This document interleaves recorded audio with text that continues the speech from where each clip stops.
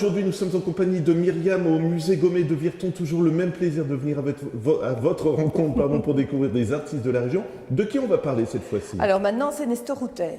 On a parlé d'Oitrin, qui est le maître de Nestor Router.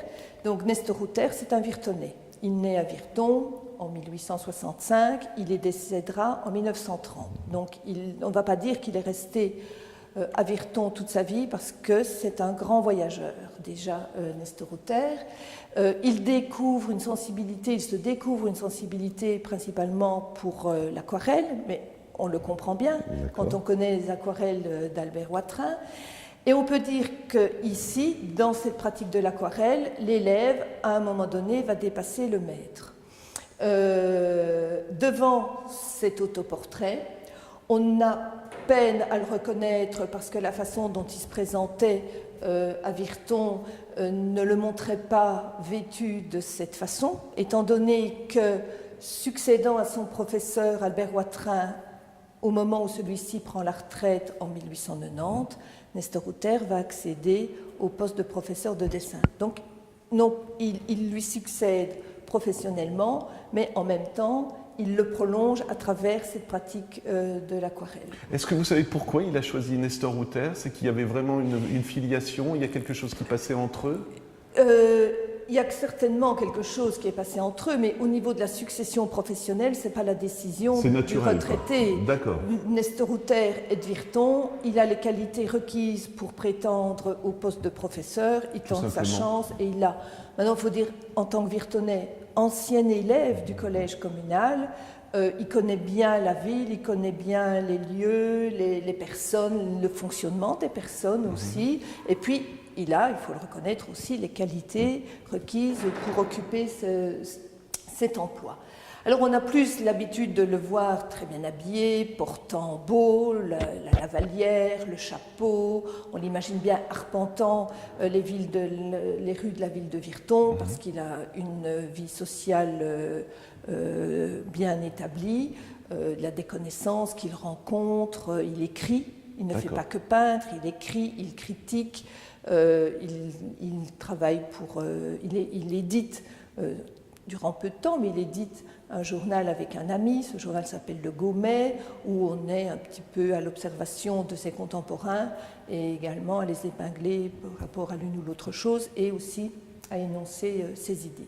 Alors cet autoportrait en pied est un de ceux que le musée possède et il nous montre le caractère de Nestor Router qui est un caractère libre. Donc Nestor Router d'ailleurs se mariera sur le tard, il aura une 50aine d'années quand il se mariera. Et ici, il intitule ce tableau « La vie libre ». Alors la vie libre, pour lui, bien voilà, c'est ça, c'est un peu la bohème, c'est vivre à travers bois, à travers champs, dans lesquels il a grandi, parce qu'il était toujours accompagné par son père, par son oncle, il a grandi dans une société masculine, dont les activités principales étaient vraiment de bouger à travers les bois, les rivières, de pratiquer la chasse, de pratiquer la pêche. Donc on est ici dans les alentours de Virton, qui est une petite bourgade commerçante, en pleine nature, et c'est vraiment dans ces espaces que Nestor Router se révèle, et ce sont ces espaces aussi que Nestor Router va traduire à travers ses aquarelles. Mais pas limité qu'à la Gaume, puisqu'il bénéficie de petits congés scolaires et de grandes vacances. Eh bien, les premiers congés annoncés, Nestor Router s'en va. Quand sont les petits congés, il regagne Paris. Et ses amis, les impressionnistes, la butte de Montmartre, il côtoie Toulouse-Lautrec, Aristide Briand. Il participe à l'édition du Chat Noir de Salis. Donc il a vraiment une vie urbaine, et non pas la moindre, puisque c'est celle de Paris, avec ses cabarets, avec ses activités culturelles, le théâtre, l'Opéra Garnier. Enfin, on est vraiment dans cette époque-là. Et quand il rentre, eh bien, il pense déjà à ses prochains voyages. Et là, systématiquement, c'est la Méditerranée. Ce sont les pays de la Méditerranée, les pays du Maghreb dont il tombe réellement amoureux, au point de vivre à la façon maghrébine, avec un décor intérieur qui évoque la Médina. D'ailleurs, il fera appeler sa villa ici construite à Virton, la Médina. Et le porche d'entrée va être décoré d'un motif mauresque réalisé par un de ses élèves extrêmement doué, qui est Camille Barthélemy, et dont je vous parlerai aussi une prochaine fois. Mais c'est vraiment la vie libre, c'est vraiment comme vous l'expliquez, même sa maison, il la transforme comme il veut, il ne rentre pas dans un cadre finalement. Du tout. Non, on pourrait parler d'Outer comme d'un marginal, ouais. Dans une société bourgeoise, petite bourgeoisie, de la fin du 19e, dans laquelle il s'inscrit très bien par sa fonction de professeur, mais son fond réel, c'est cette aspiration à mener cette vie. Et ce qui est assez curieux, c'est de voir son vêtement. Oui. Il porte on pourrait dire des sandales, des sandales de corde même et de cuir, un pantalon ample qui laisse beaucoup de légèreté et de facilité de mouvement, un t-shirt marin, dirait-on aujourd'hui, une marinière, une large ceinture, et puis cette besace dans laquelle on peut imaginer peut-être qu'il vient de relever un de ces pièges et qu'il vient de ramasser un lapin de Garenne qui ne va pas tarder à faire griller sur ce petit feu qui vient d'allumer, un bâton de pèlerin, il ne sait pas jusqu'où il va aller, mais il va en tous les cas. Et j'aime beaucoup ce vêtement parce que nous avons pu, dès qu'un autre tableau est rentré, voilà quelques années, au musée Gaumet, le mettre en relation. Il fait écho à ce qu'on voit derrière vous. Il fait écho à celui-là. Exactement. Il fait écho à celui-ci, qui représente 3 Italiens.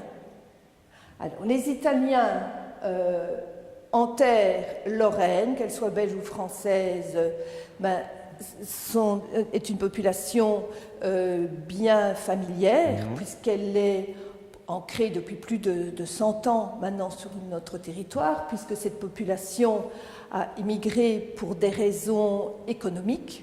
On peut parler d'immigration économique en ce qui concerne la population italienne, qui vient travailler, le décor le montre très bien, dans la métallurgie. Or, notre terre, cette terre de 3 frontières, est bien une terre métallurgique. On a tous autour de nous une référence à ces activités qui se sont arrêtées, voilà pas encore si longtemps. Quand on parle en dizaines d'années, c'est pas encore très très loin, on en a encore bien le souvenir. Et on peut remarquer en fait que ces Italiens qui viennent peut-être de la région de Venise, parce que c'est plus des costumes de cette région-là, portent, lorsqu'ils sont en dilettante, c'est pas un jour de travail ici, quand ils sont en dilettante, portent ce costume régional et vont les mains dans les poches de façon assez débonnaire, le petit rameau au coin de la bouche ou la cigarette, ils vont. Peut-être qu'ils vont rejoindre d'autres, prendre un verre, peut-être qu'ils vont à la messe parce que c'est dimanche et qu'il y a une piété et une pratique religieuse au début du XXe siècle. Voilà, ils vont tout simplement. Et ce qu'ils dégagent a dû aussi impressionner Nestor Rutter. Voilà. Tout simplement, encore une fois, de l'importance du musée Gaumet, parce que on voit que toutes les cultures, toutes les frontières un peu s'effacent. Finalement, on a tous un peu le même passé, ou au moins quelque chose à partager, tout simplement. Oui. Et tout le monde a peut-être, enfin tout le monde pas, mais de nombreuses personnes ont d'un côté ou de l'autre une petite origine italienne, surtout dans la région. Je pense à la région de Villerue, principalement, mais chez nous c'est Chenois. Avec l'installation des ateliers du chemin de fer, il y a toute une population italienne qui s'est installée et qui est venue travailler dans les ateliers du chemin de fer à Chenois, comme d'autres sont venus dans la métallurgie du côté de Villerue ou du côté de Briey, ou ici à Gorcy, ou à Musson, à Alanzy. Donc on est vraiment Rien qu'à familier. vous écouter, ça confirme ce que je disais, tout est lié, tout simplement. Tout est lié. Myriam, on se retrouve pour une prochaine émission, on découvrira un autre artiste de la même école finalement, encore une fois. Voilà, le dernier de cette filiation de 3 peintres, Watrin, Nestor, et le suivant, je vous laisse découvrir la fois prochaine.